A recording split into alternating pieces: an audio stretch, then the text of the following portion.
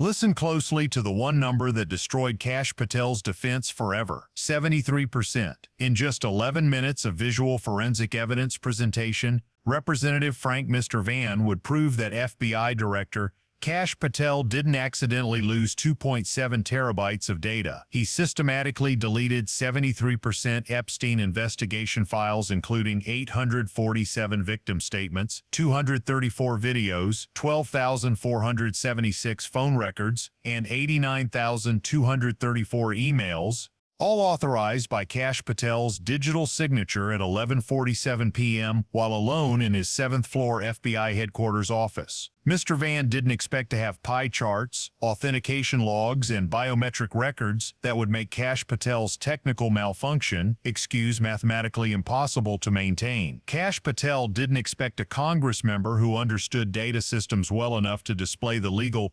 evidence proving 73% deletion of one specific investigation while 98% of other FBI files remained untouched. Wasn't random failure, it was targeted evidence destruction that could constitute contempt of court if subpoenaed materials were included. What did Mrvan's forensic visual presentation reveal about how FBI Director Kash Patel weaponized his position to permanently erase legal evidence that 847 victims had courageously provided to bring their abusers to justice? December 19, 2025, 3:42 p.m. House Oversight and Accountability Committee, Rayburn House Office Building. The hearing room carried unusual tension. Large display screens flanked both sides of the chamber, normally used for budget presentations, today positioned to display what Representative Frank Mrvan from Indiana would call the anatomy of evidence destruction. The former technology executive and county assessor who'd managed large-scale data operations had spent weeks preparing a visual presentation that would make denial impossible for FBI Director Kash Patel. Kash Patel sat behind the witness table in his perfectly pressed suit, projecting confidence after 2 hours of testimony, claiming the massive 2.7 terabyte data deletion was a catastrophic technical malfunction beyond his control. His story had been consistent: cascading system failure, backup failures, preliminary investigations ongoing, and most importantly, he personally had no role in the deletion.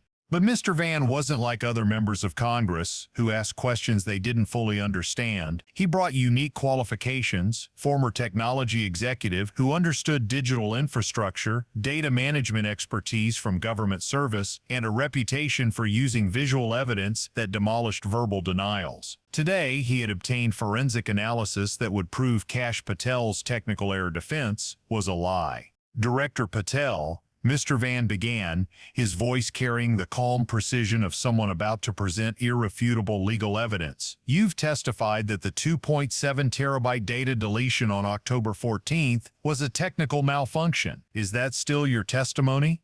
Kash Patel maintained his defensive posture, repeating the claim he'd made dozens of times. Yes, Congressman, our preliminary analysis suggests a cascading system failure that affected multiple interconnected. I'd like to show the committee what was actually deleted, Mrvan interrupted, gesturing to the screens, because the composition of this data tells a very different story than random technical failure. At 3:43 p.m., Mrvan pressed a button on his tablet. The screens erupted with a detailed pie chart breaking down the 2.7 terabytes by investigation category. The visual was devastating in its clarity. One massive segment colored deep red dominated the entire display, dwarfing all other categories.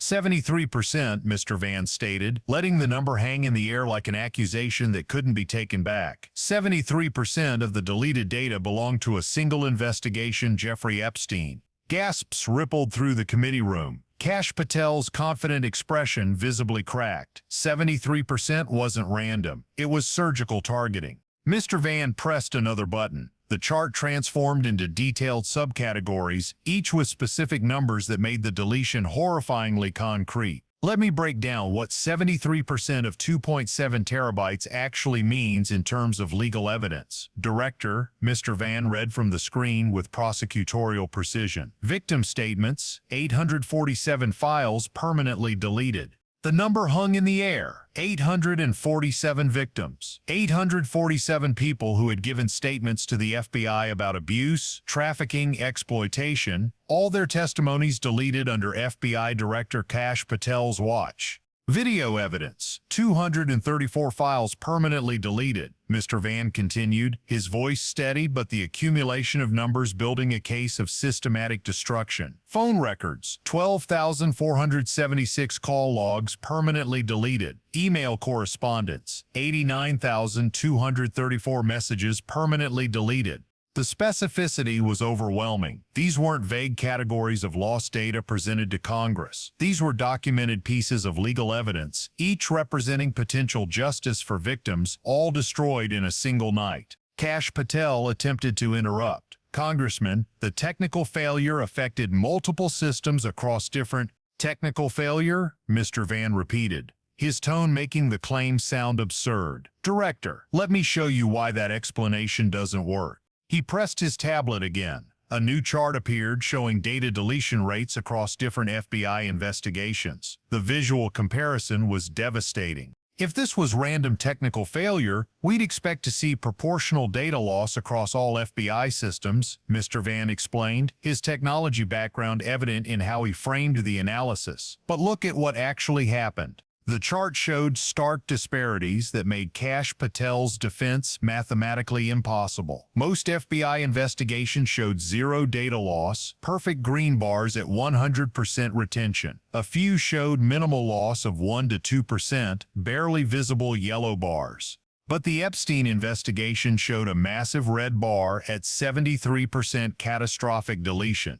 Director Patel, what are the statistical odds that a random technical failure would selectively delete 73% of one specific investigation while leaving 98% of other investigations completely untouched? Mr. Van asked, the mathematical impossibility now visually undeniable on screens throughout the chamber. Random system failures don't target specific investigations. The visual made that reality impossible to deny. Kash Patel attempted a technical explanation that sounded rehearsed. Different data storage architectures could result in differential impact depending on system topology and— Let's examine the storage architecture, Mr. Van interrupted, pulling up another detailed screen that showed his deep preparation. This is FBI data storage topology. Epstein investigation files were distributed across multiple redundant systems, specifically designed to prevent catastrophic loss. The diagram showed complex server architecture with backup redundancies. Mr. Van pointed to specific elements. Yet somehow, Director, all primary storage and all backup storage for this specific investigation failed simultaneously, while other investigations on the same physical servers remained perfectly intact. The technical impossibility was now visually documented. This wasn't a congressman asking questions he didn't understand. This was someone who understood data systems well enough to expose Kash Patel's lies using the FBI director's own infrastructure diagrams. But it gets worse, Director, Mr. Van continued, his voice sharpening as he moved toward the kill shot, because we can see exactly when and how this data was deleted. And it wasn't a system failure at all.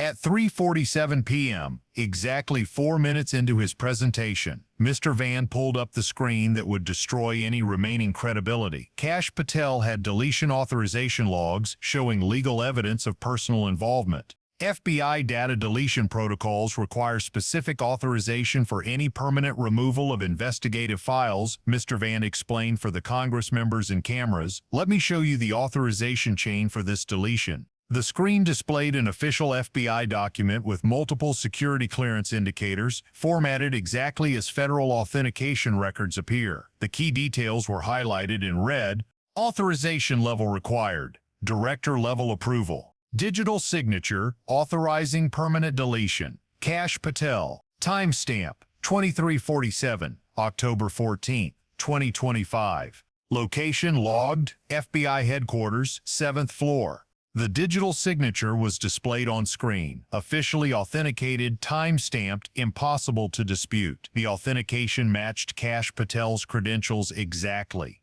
Mr. Van looked up from the screen directly at Kash Patel, his voice carrying accusation backed by documentary proof. Director Patel, the 7th floor of FBI headquarters is where your office is located. Is that correct? Kash Patel's face had gone visibly pale. Yes, but digital signatures can be. Can be what? Mr. Van pressed, not allowing evasion. Forged? Are you suggesting someone forged the FBI director's digital signature on the FBI's most secure systems? The implication was devastating. Either Kash Patel had authorized the deletion personally, or FBI security was so catastrophically compromised that director-level signatures could be forged, which would be an even bigger scandal requiring his immediate removal. I would need to review the specific authentication logs before Kash Patel tried. We have them, Mr. Van stated, pulling up another document that showed exhaustive preparation. Multi-factor authentication confirmed, biometric verification confirmed, security token confirmation confirmed, all matching your credentials, Director, all logged at 2347 on October 14th, all from the 7th floor of FBI headquarters. The authentication trail was complete and displayed for all of Congress to see. Kash Patel had been physically present in his office, had used his personal credentials, had provided biometric confirmation, and had digitally signed the authorization for permanent deletion of 73% of Epstein investigation legal evidence.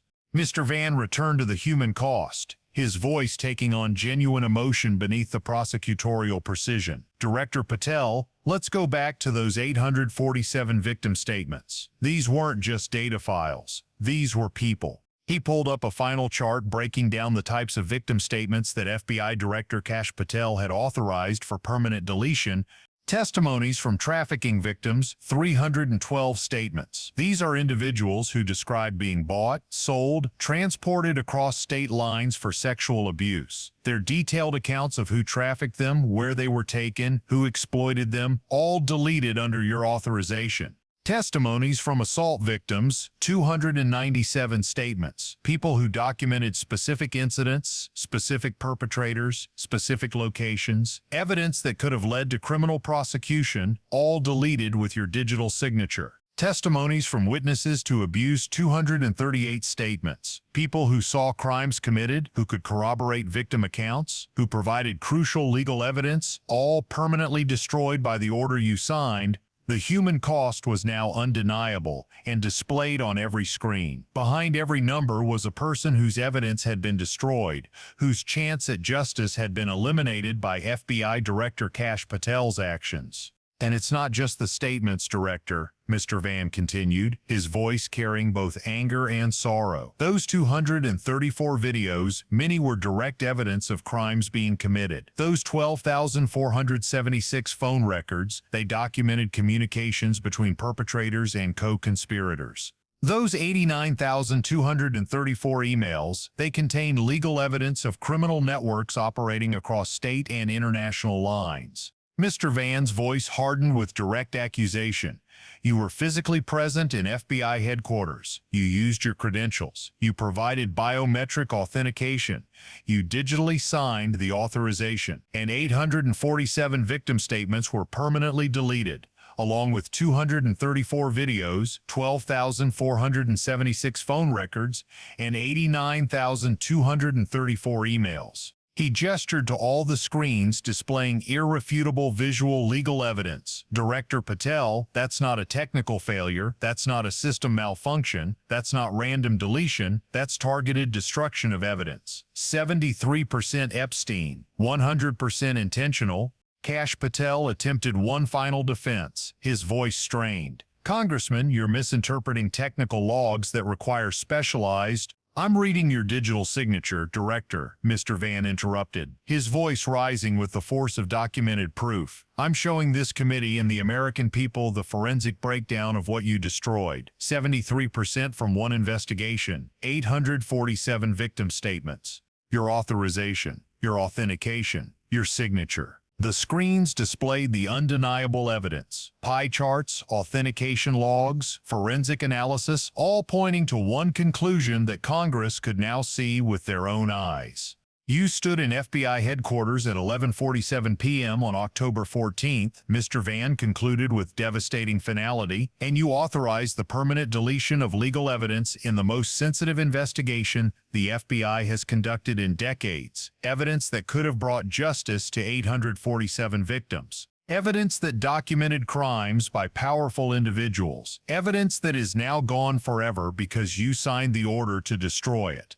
Mr. Van's final statement carried the weight of visual proof that defeated all verbal denials. This wasn't technical failure, Director. This was evidence destruction. And you can't claim system error when we have your signature, your authentication, your physical presence, and forensic analysis showing 73% of deleted data came from one specific investigation. That's not malfunction. That's contempt of court if any of that legal evidence was under subpoena. That's obstruction of justice. That's betrayal of 847 victims who trusted the FBI to protect their testimony. The aftermath proved Mr. Van's visual evidence strategy was devastatingly effective. Within minutes, media coverage focused entirely on the charts he'd displayed. The pie chart showing 73% Epstein went viral across every platform, shared millions of times.